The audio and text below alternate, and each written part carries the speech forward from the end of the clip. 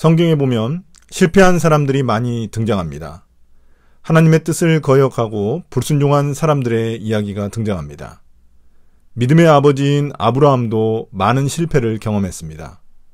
이스라엘의 초대 왕인 사울도 많은 실패를 경험했습니다. 이스라엘 역사상 가장 위대한 왕이라고 일컬어지는 다윗도 많은 실패를 경험했습니다. 물론 예수님의 제자들도 그렇습니다. 특히 베드로는 크게 실패를 경험한 사람입니다. 이들 중 어떤 사람은 하나님께 심판을 받습니다. 바로 사울입니다. 그러나 나머지 사람들은 하나님의 심판을 받지 않고 오히려 하나님의 복을 받습니다.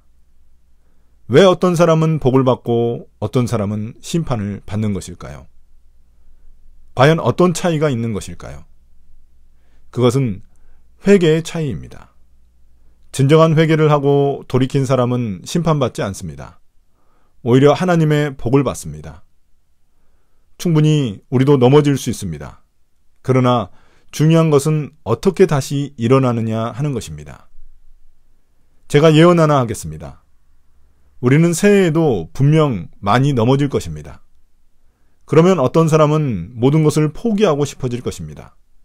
그러나 또 다른 사람들은 넘어지는 것이 더 큰 기회가 될 것입니다.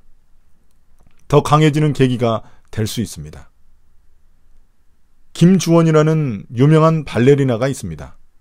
그녀는 잘 나가던 어느 날 족저근막염으로 더 이상 무대에 설 수 없게 되었습니다. 겪어본 사람들은 잘 알지만 그 병에 걸리면 너무 발바닥이 아파서 제대로 서 있을 수가 없습니다. 그러니 발레리나를 도저히 할 수 없는 것입니다. 의사 선생님도 더 이상 발레리나를 하면 안 된다고 단호하게 말씀하셨습니다. 그럼 이런 소리를 들으면 우리 같으면 어떻게 하겠습니까? 우리의 목숨이 더 소중하기 때문에 아마 포기했을 것입니다. 그러나 그녀는 포기하지 않았습니다. 물리치료사와 함께 자신만의 근육 쓰는 법을 만들어서 그 병을 이겨내고 말았습니다. 그 뒤로는 단 한 번도 아프지 않았다고 합니다. 그리고 그 후 몸도 마음도 그 전보다 훨씬 더 강해졌다고 합니다. 그리고 얼마 뒤 그녀는 발레계의 아카데미상이라고 부를 수 있는 브누아드 라 당스 상을 수상하게 됩니다. 올 한 해 우리는 실패할 때 어떻게 일어날 수 있을까요? 오늘 말씀을 통해 그 비법을 배우고자 합니다. 첫째, 실패를 뛰어넘는 하나님의 용서가 있습니다. 앞서 이스라엘은 요단강을 건너 가나안 땅을 정복하기 시작합니다. 맨 먼저 여리고성을 점령했습니다. 분명 그곳은 난공불락의 요새였기 때문에 점령할 수 없는 것처럼 보였습니다.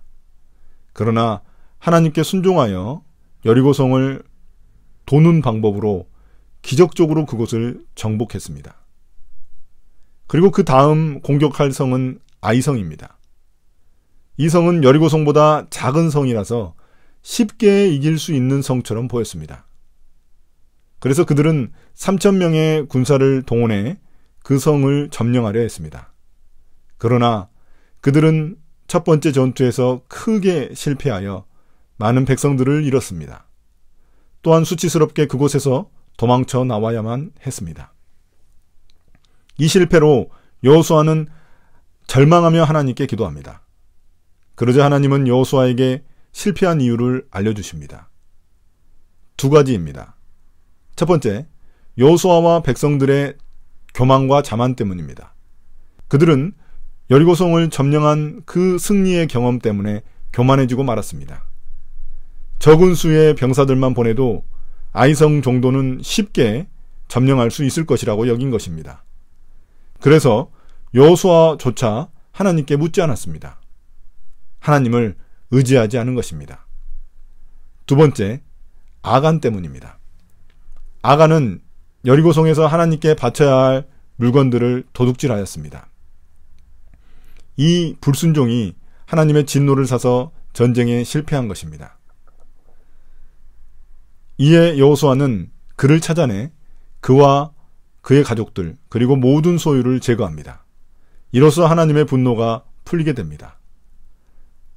하나님은 이런 이스라엘에게 또다시 기회를 주십니다. 8장 1절입니다. 하나님은 여호수아를 격려하시며 모든 군사들을 총동원해서 아이성을 치라고 명령하십니다. 이제 3,000명이 아니라 3만 명을 동원하는 것입니다. 그러면 하나님이 그들과 그 땅을 이스라엘에게 넘겨주시겠다고 약속하십니다. 이처럼 하나님이 직접 말씀하시는 것은 이스라엘을 이제 용서하셨다는 증거입니다. 실패한 이스라엘에게 새로운 기회를 주신 것입니다. 첫 번째 아이성 전투에서는 하나님께서 침묵하시고 모습을 감추셨습니다. 그들이 하나님을 의지하지 않았기 때문입니다. 그러나 그들이 진심으로 회개하고 돌이키자 하나님은 그들과 함께 하시고 그들을 인도하십니다. 우리도 영적 전투에서 쓰러지고 넘어질 때가 많이 있습니다. 분명 올해도 나의 죄와 실패로 넘어질 때가 올 것입니다. 그럴 때 스스로의 한계와 연약함을 느끼며 에이, 나는 안 되는 건가 봐 하며 절망할 순간이 올 수 있습니다. 그러나 그때 우리가 기억해야 할 한 가지 사실이 있습니다. 하나님께서 언제든지 우리를 용서하기 원하신다는 것입니다. 스스로의 힘과 지혜를 의지하면 우리 역시 영적 전투에서 실패할 수밖에 없습니다. 그러나 우리가 실패를 솔직히 인정하고 진심으로 회개할 때 하나님은 새로운 기회를 열어주십니다. 중요한 것은 실패를 통해 배우고 하나님을 더 깊이 의지하는 것입니다. 실패 후 회개와 하나님의 용서는 우리를 새롭게 하며 우리를 더욱 강하게 할 것입니다. 실패는 끝이 아니라 하나님의 은혜를 경험하는 새로운 시작점입니다. 그러나 회복은 단지 용서에서 끝나지 않습니다. 실패를 뛰어넘는 삶에는 순종하며 하나님의 지혜를 따르는 결단이 필요합니다. 그래서 둘째, 순종으로 따르는 하나님의 지혜가 있습니다. 8장 2절입니다. 아이성을 향한 두 번째 전투의 방법을 하나님께서 직접 알려주십니다. 매복작전을 쓰라는 것입니다. 아이성 군인들은 첫 번째 전투에서 승리하여 너무나 고무되어 있었습니다. 그래서 그들의 느슨해진 마음을 이용하려는 것입니다. 이스라엘 군대는 싸우는 척 하다가 도망칩니다. 그때 뒤에 매복해 있던 군대가 함께 공격하며 앞뒤로 협공하는 것입니다. 여리고성 전투와는 너무나 다른 방법입니다. 여리고성 전투는 나팔을 불며 여리고성을 돌았을 뿐입니다. 이것은 전적인 하나님의 기적이라고밖에 볼 수 없습니다. 그런데 아이성 전투는 다릅니다. 군사적인 전략과 협력이 중요합니다. 왜 하나님은 여리고성과 다른 방법을 사용하셨을까요? 하나님의 지혜는 기적에만 한정되어 있는 게 아닙니다. 하나님은 상황에 맞는 가장 적절한 방법을 사용하십니다. 만약 여리고성처럼 단순히 아이성을 돌며 기적을 기대했다고 생각해 보십시오. 아이성 군인들은 이스라엘과의 첫 번째 전투에서 이긴 경험이 있기 때문에 그냥 위에서 화살을 마구 쏘아댔을 것입니다. 그런 방법은 통하지 않았을 것입니다. 그래서 하나님은 그들의 교만하고 방심하는 마음을 이용하신 것입니다. 일종의 심리전입니다. 이 과정에서 이스라엘은 두 가지 중요한 교훈을 배웠을 것입니다. 먼저 이스라엘은 교만이 전쟁에서 얼마나 독이 되는지 깨달았을 것입니다. 첫 번째 전투에서도 이스라엘의 교만이 패배를 불러왔습니다. 마찬가지로 아이성 군인들의 교만과 방심이 그들의 패배를 불러온 것입니다. 또한 첫 번째 전투의 패배는 이스라엘 백성들의 마음에 두려움을 심어줬을 것입니다. 그래서 하나님은 기적적으로 승리를 주실 수도 있지만 이번에는 다른 방법을 사용하신 것입니다.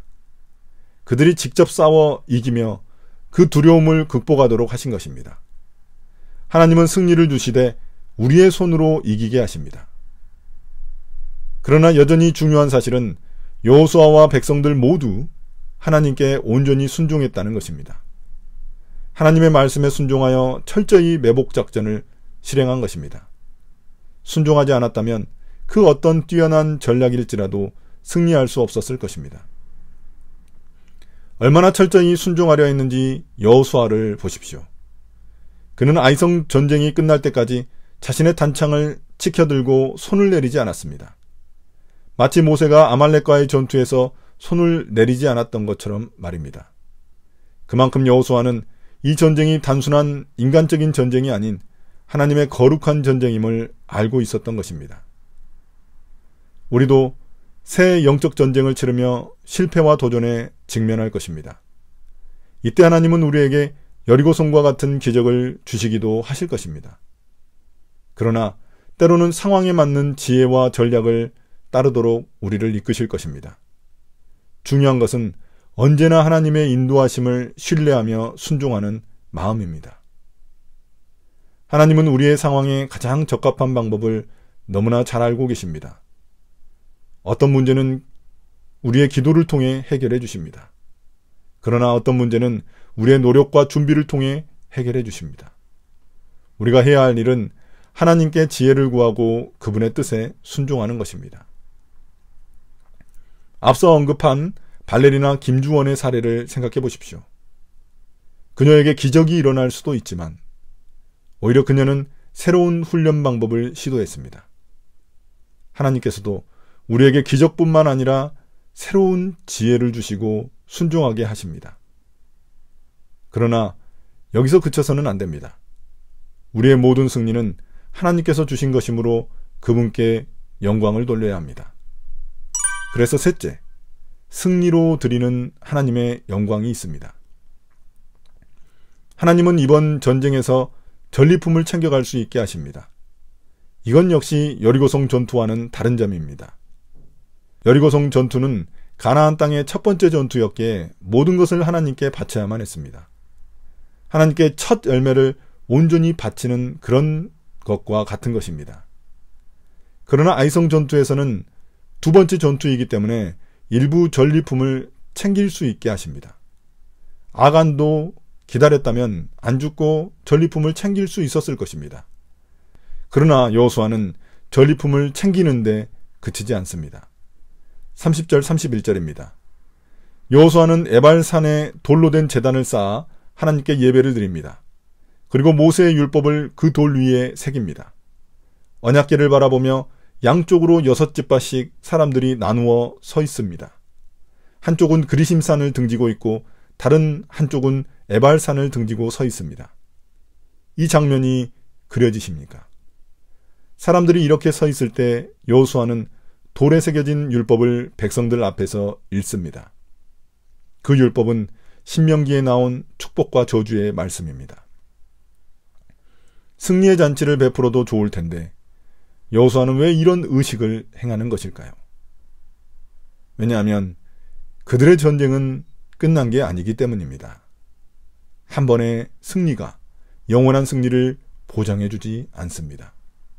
앞으로 더 많은 전쟁들이 남아있기에 승리에 도취되어 있어서는 안 되기 때문입니다. 그들은 이 의식을 통해 자신들이 누구인지 기억하려는 것입니다. 아간의 범죄로 인해 일시적으로 깨진 하나님과의 언약관계도 회복하려는 것입니다. 또한 언약궤가 그들의 중심에 있다는 것은 이 전쟁이 단순한 인간적인 전쟁이 아닌 하나님의 거룩한 전쟁임을 기억하려는 것입니다. 하나님의 말씀에 순종하면 복을 받지만 불순종하면 저주를 받는다는 것입니다. 이처럼 가나안 땅은 순종을 통해서만 하나님의 복을 누릴 수 있는 언약의 땅인 것입니다. 돌에 새기듯 그들 마음판에 새기려는 것입니다. 우리도 삶에서 작은 승리를 경험할 때가 있습니다. 그 승리의 순간에 중요한 것은 그것이 누구로부터 온 것인지 기억하는 것입니다. 하나님께 영광을 돌려야 합니다. 하나님께 감사의 마음을 잊어서는 안 됩니다. 그래야만 그 다음에 넘어지지 않습니다. 승리에 도취되면 교만해져 또다시 넘어질 수밖에 없습니다. 한 번의 승리가 영원하지 않습니다. 계속해서 겸손하게 하나님 말씀에 순종하며 의지해야 합니다. 하나님 말씀으로 살아가는 사람이라는 그런 정체성을 잊지 말아야 합니다. 돌에 새기듯 우리 마음판에 새겨야 합니다. 그 작업이 바로 묵상입니다. 오래 묵상을 습관화하는데 목숨을 걸어보는 건 어떻습니까? 한 가지 기도 제목, 한 가지 약속을 묵상하는 것으로 잡으면 어떨까요? 내 삶에 묵상이 습관화된다면 우리는 쉽게 교만해지지 않습니다. 날마다 말씀을 통해 내 삶을 돌아보게 되기 때문입니다. 사랑하는 성도 여러분, 성경에 등장하는 많은 인물들이 실패를 경험했지만 그들 중 어떤 사람은 심판을 받고 어떤 사람은 회복과 하나님의 복을 누렸습니다. 그 차이는 진정한 회개와 순종에 있습니다. 우리도 실패하고 넘어질 때가 많습니다. 그러나 하나님은 언제나 우리를 용서하시고 새로운 시작을 허락하십니다. 중요한 것은 우리의 태도입니다. 어떻게 다시 일어나 하나님의 뜻을 따라갈 것인지가 우리의 영적 여정을 결정합니다. 오늘 살펴본 말씀은 실패를 넘어 승리를 경험하고 승리의 영광을 하나님께 돌리고 있습니다. 올해의 삶도 영적 전쟁의 연속일 것입니다. 우리는 승리할 때도 있지만 넘어질 때도 있고 실패할 때도 있을 것입니다. 그러나 하나님은 우리의 실패를 넘어 회복과 승리로 인도하시는 분입니다. 회개와 순종으로 하나님께 나아가야 합니다. 그리고 승리의 순간에도 교만하지 않고 말씀을 우리의 마음판에 새기며 하나님께 영광 돌리기를 멈추지 말아야 합니다. 실패와 승리를 모두 하나님의 은혜로 해석하며 살아가는 한 해가 되기를 간절히 소망합니다. 하나님은 언제나 우리를 용서하시고 우리에게 새로운 시작을 허락하십니다. 이제 실패를 넘어 승리로, 승리를 넘어 하나님께 영광을 돌리는 2025년 한 해가 되기를 예수님의 이름으로 축복합니다.